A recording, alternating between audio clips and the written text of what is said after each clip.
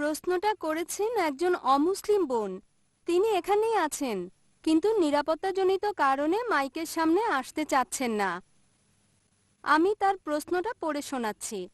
একজন অমুসলিম মেয়ে যদি কোনো মুসলিম ছেলেকে বিয়ে করতে চায়, মুসলিম ছেলেটা যদি মেয়েটাকে মুসলিম হতে বলে, জোর করে নয়, ছেলেটা চায় মেয়েটা যেন তার ধর্ম গ্রহণ করে, এটা কি ভুল?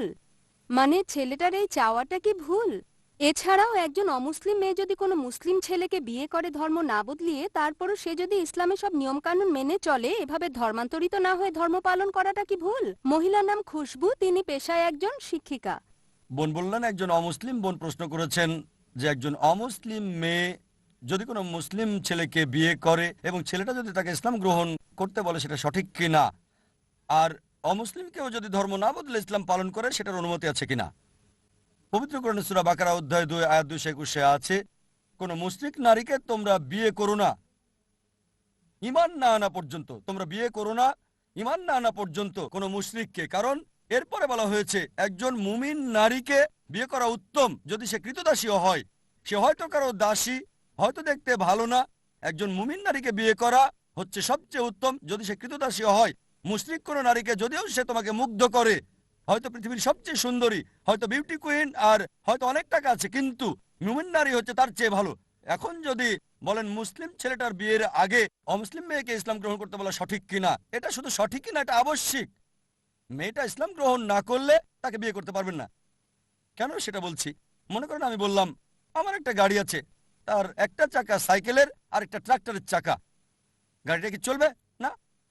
সবগুলো যদি সাইকেলের চাকা হয় তাহলে একটা ভ্যান গাড়ি হবে, বড় চাকা থাকলে ট্রাক্টর হয়ে যাবে। যখন একসাথে জীবনযাপন করবেন তখন তাদের দৃষ্টিভঙ্গি আর বিশ্বাস একরকম হওয়া উচিত। এবার আপনার দ্বিতীয় প্রশ্নে আসি, যদি কোনো মহিলা ধর্মান্তরিত না হয়ে ইসলাম পালন করে সেটার অনুমতি আছে কি না। ধর্মান্তরিত হওয়ার জন্য ঘোষণা দেওয়ার দরকার নেই যে মাইকের সামনে দাঁড়িয়ে বলবেন আমি সাক্ষ্য দিচ্ছি আল্লাহ ছাড়া কোনো উপাস্য নেই, এটা আবশ্যিক না, সেটার কোনো দরকার নেই। যদি মনে করেন জীবন হুমকির মুখে, তখন আপনি মনে মনে আল্লাহ তাআলার কাছে বলতে পারেন, কোনো সাক্ষীর দরকার নেই। এটা আপনার আর আল্লাহর মধ্যে।